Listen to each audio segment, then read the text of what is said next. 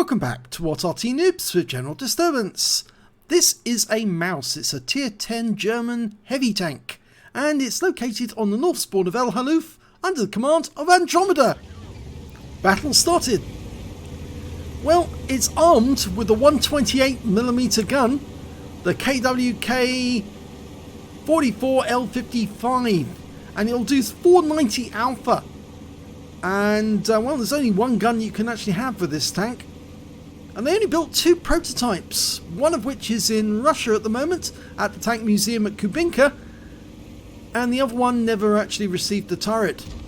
And in fact, actually, as far as I know, the tank at Kubinka doesn't actually have a working gun, and it hasn't been effectively refurbished, or how shall I say, restored. Although I did hear that World of Tanks actually offered to do a restoration on it. I'm not sure if that's true, but it certainly would be nice if they did. Well, it's a very interesting tank because it's got the engine up front and the crew compartments at the rear, and of course the weak spots are right between the tracks there, or the actual cheeks of the front of the tank. So you want to turn your turret away or angle it away from the target when you fire it, and not so much that you turn the turret side on to the target, because then they get a free shot straight into the side. And ideally you don't want the enemy to hit you in the sides or the rear. You want to be angled as much as you can in this tank. Only look at the target when you're ready to shoot at him, and that way the angle on the turret should prevent the enemy shells from getting through. And the reason why you've got to angle your turret is because the armour just on the cheeks is very, very weak.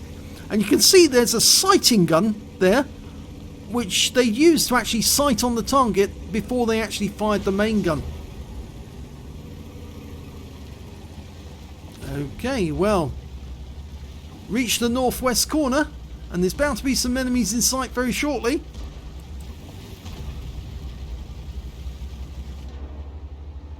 I've got a rather fetching ship bomb there with a dice on the rear. Mr. M48 Patton getting in the way, but not for long. Okay, Maus. Oh, now that shot bounced off the sides because he was well angled. In fact, we would have been better off holding fire until he did that. That penetrated. And it was a low roll for 439, and we bounced around in return from the Maus. Keep the turret angled until we're ready to shoot. That's better. We're ready to shoot. Oh, and that one didn't go through, but he got a pen on us for 502.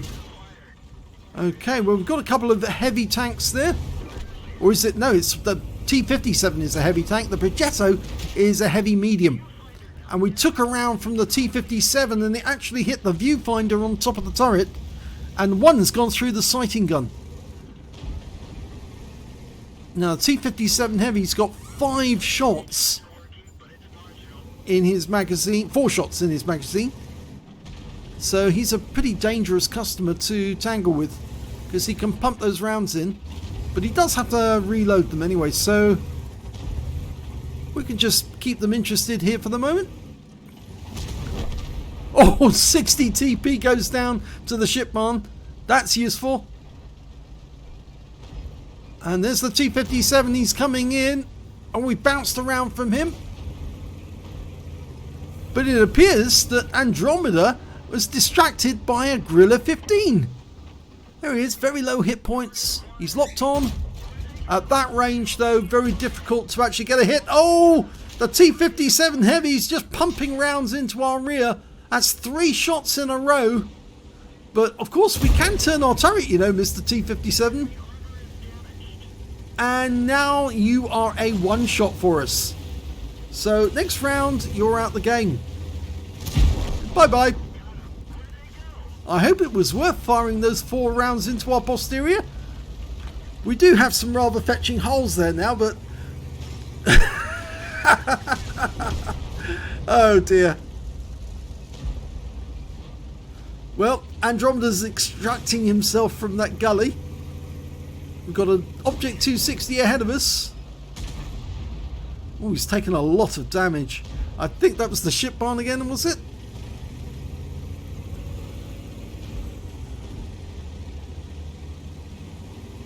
Well, the Patton's come forward. He's very bold as well. And we've got a number of targets to shoot at. Locked onto the Wizzy 111 Model 5A. And we put one into our tracks. Can we get around into him?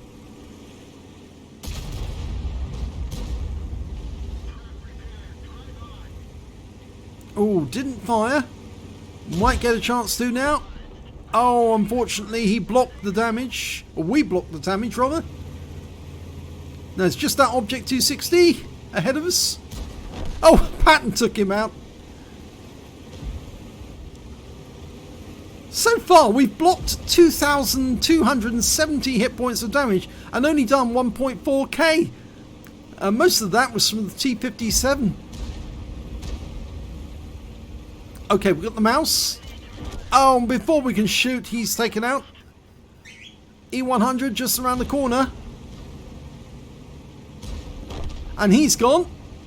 We're running out of targets. Oh, took a round from a Leopard 1. Went right into our rear. I think it went into the turret actually, just below the Tiger.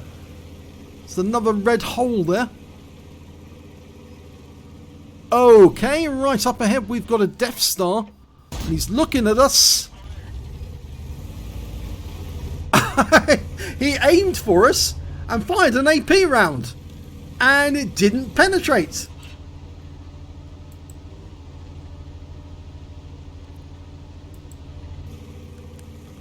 Well, that's good news. And he's now being chased off by the Progetto, the M48 Patton and the Super Conqueror. There's only 4 enemies left.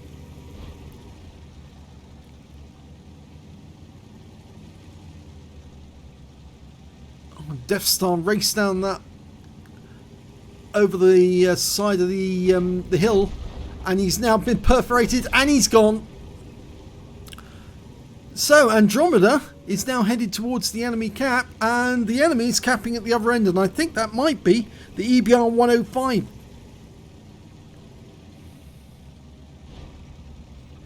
Up ahead we've got that Leopard, the guy who fired a shot into us.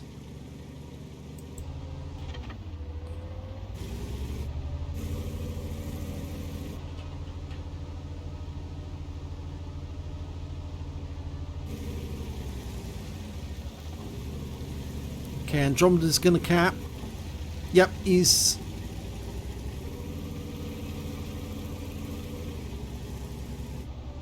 He's going to put some pressure on the enemy team. He can always decap if he needs to. Well, it's actually the IS-7 at the other end that's capping. The EBR wasn't, and he was running around acting as sort of like running defense. But the IS-7's been killed by our IS-7, so they've just got to get that EBR now. And we can see on the minimap that he's actually managed to evade the 705 and the IS-7. Now, will he evade that M48 Patton?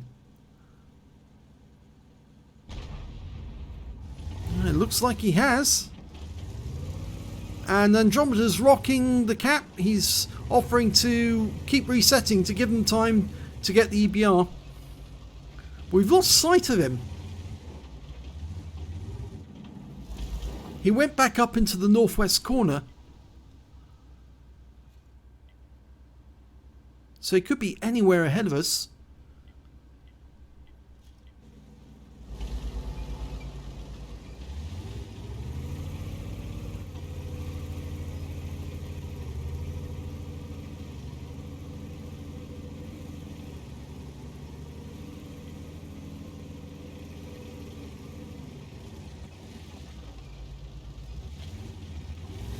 He's almost at halfway through. Might consider resetting shortly.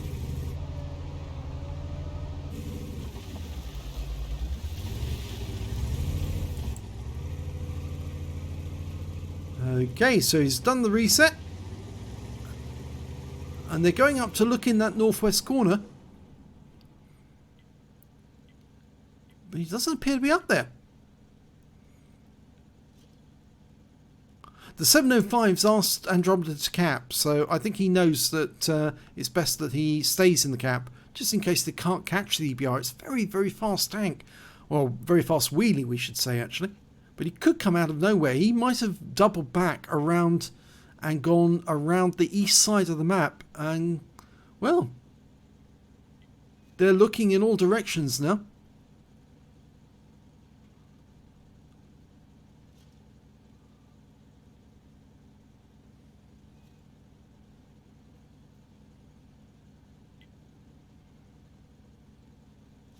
Patton's going to look in the northwest corner again. There he is! He's behind us! He did double back round, and he's come back for a defender. We've locked on. Oh, one big round through him. 446. He's slowing down because he wants to make sure that he gets a pen. No, he's tried. Nice try, but you don't get anything. He's going to have another go. And there's the reset, so he doesn't get any defender medal. But EBR...